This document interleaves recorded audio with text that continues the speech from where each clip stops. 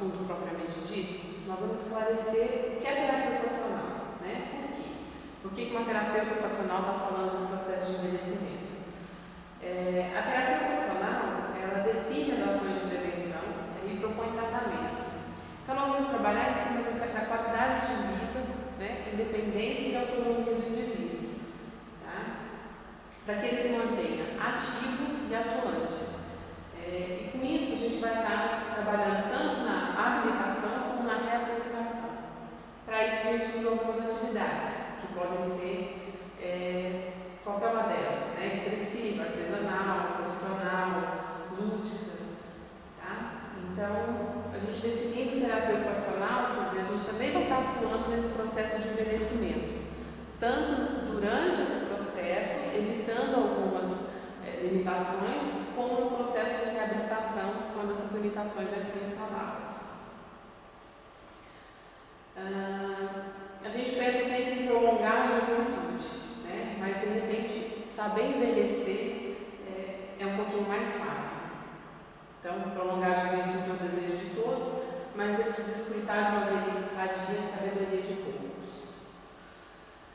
Então, vamos pensar: idoso ou velho? Né? Por definição, eles são sinônimos, né? Querem dizer a mesma coisa. Tem uma idade que dura muito tempo, né? Gasto pelo tempo, experiente, antigo. Então, velho seria a mesma coisa de idoso. O que muda aí? Né? Na forma como a gente encara essa situação. Por quê? Porque eu sou mais velha do que um dia atrás. Então, o processo de envelhecimento, ele inicia desde o nascimento. Né? É um processo, a gente não fica velho de um dia para o outro. Tá? Então, vamos encarar esse processo como uma consequência, né? Como são coisas que vão vindo ao longo do tempo. Tá? Então, tanto faz aí, quando a gente vai pensar em definição, do que é idoso ou velho. Durante esse processo de envelhecimento, o corpo, né, a nossa máquina, vai sentindo aí e algumas coisas vão acontecendo. Tá? Isso a gente não tem muita opção. A nossa opção é como nós vamos lidar com tudo isso. Então, se a gente for pensar, os ouvidos, a audição, dos 30 anos para os 70, ela fica reduzida menos da metade. Tá? A boca também tem uma alteração das papilas gustativas. Então, também diminui essa sensação no paladar. O pulmão perde uma capacidade respiratória também, quase pela metade. Os músculos têm uma perda de massa muscular, uma perda de força, né? E o idoso ele tem uma desidratação também, que é característica do envelhecimento. Os ossos e articulações também perdem cálcio, né? Ficam mais fracos, mais frágeis, com isso o risco de fratura aumenta. Tá?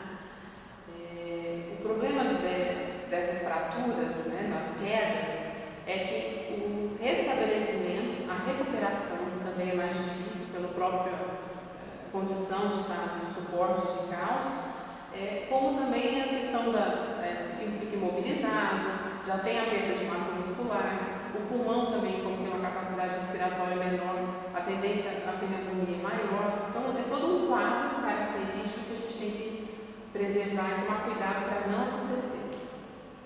Os olhos também tem uma perda, né, da acuidade visual e a retina recebe menos luz.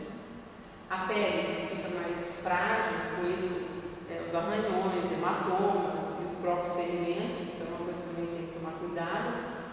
O coração também perde a capacidade, né? Os rins e o sexo. E o sexo por conta do aparelho cardiorrespiratório, que tem a diminuição, então, consequentemente, também fica mais difícil as ereções. A gente deixou por último o cérebro, né? Porque o cérebro também envelhece, né? Mas nós vamos dar uma atenção especial aí para esse assunto.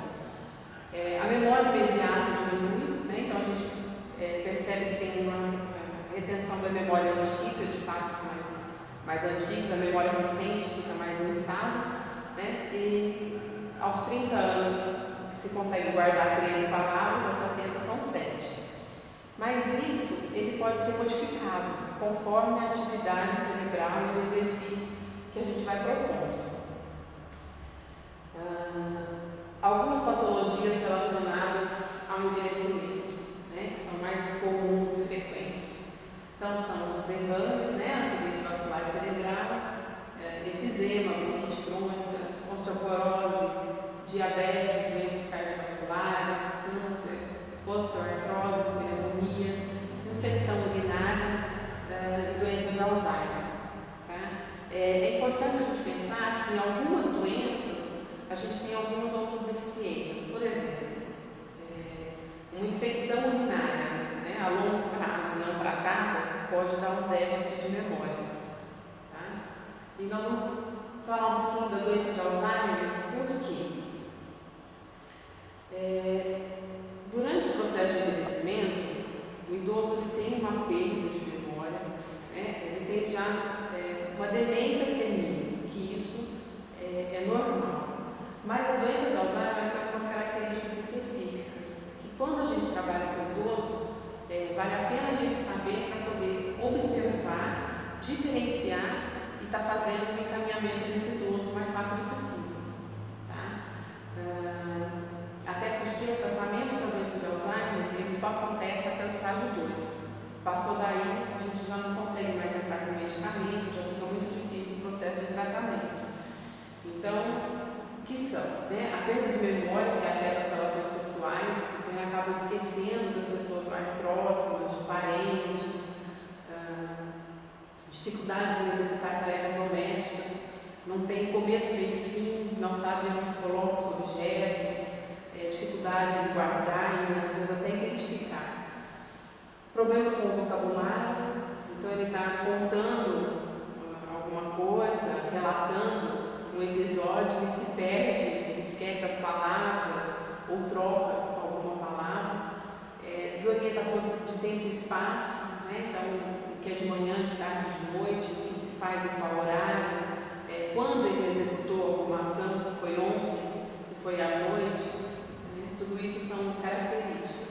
Incapacidade para julgar situações, né? Então ele começa a perder também essa questão do que é adequado, do que é certo ou errado. Isso atrapalha muito na questão da socialização. Problemas com o raciocínio abstrato, então tudo passa a ser muito concreto e ele tem que ver para poder identificar, né? O que faz parte de memória, o que faz parte de lembranças para relatar, isso começa a se perder. Colocar objetos em locais inadequados, mudança de humor ou comportamento. O paciente que apresenta mal de Alzheimer ele tem uma labilidade emocional muito grande. Então ele vai de um estado de humor para uma agressividade de uma hora para outra sem nenhum motivo aparente. Né? Mudanças na personalidade, então quando a gente pensa, nossa, mas ele nunca foi assim, né? Isso também pode ser uma característica. E a perda de iniciativa. Ele começa a se instalar uma